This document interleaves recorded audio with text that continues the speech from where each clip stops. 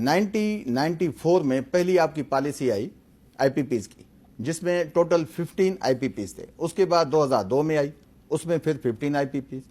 उसके बाद इन्होंने 2006 में इंट्रोड्यूस की, उसमें 38 आईपीपीज। फिर उन्होंने 2015 में 7 जो हैं आईपीपीज है, टोटल 75 आईपीपीज हैं।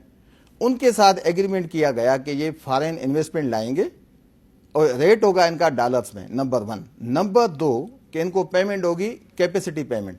जितनी इंस्टॉलेशन कैपेसिटी है, सपोज करें मैं आसान कर दूं, एक पावर प्लांट है, उसकी कैपेसिटी है 600 मेगावाट। अभी बिजली उनको चाहिए गवर्नमेंट ऑफ पाकिस्तान को 200 मेगावाट। अभी आप देख रहे हैं ना कि 38,000 टोटल जो है मेगावाट की कैपेसिटी है। हमारे पास बिजली जो पैदा हो रही है, आपके शोज में भी पहले डिस्कस हुआ है कि 18,000 मेगावाट। तो इन्होंने क्या किया है, मुआहदे के 600 मेगावाट की जगह 200 अगर बिजली 200 मेगावाट आएगी तो 400 megawatt as a capacity payment करेंगे। ये फिगर आपके सामने मैं लाता हूं, 18,000 तकरीबन 2013 से लेके 2023 तक फाइनेंशियल 18,000 बिलियन जो है वो बिजली की पैदावार हुई है। जो इसकी 9,342 मेगावाट है एनर्जी पेमेंट जो उन्होंने बनाई है, बिजली और दी है अवाम को।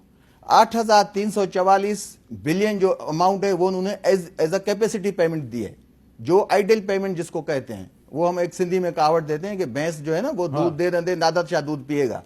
इन नालायक लोगों ने ऐसे आईपीपीज के साथ मुआहदे करके कैपेसिटी पेमेंट को जायज करार दिया। नंबर 1 डॉलर्स में रेट उसका किया। आप उस वक्त भी जाएं जब 2014 में 1994 में, तो 14 सेंट मैं चैलेंज करता हूं पूरी इस पीडीएम के जमायतों को कि ये मेरे साथ बैठ जाएं इसी आपके फोरम में। उसी वक्त 14 सेंट और 15 सेंट रेट कैसे बनता था उसका ब्रेकअप दें।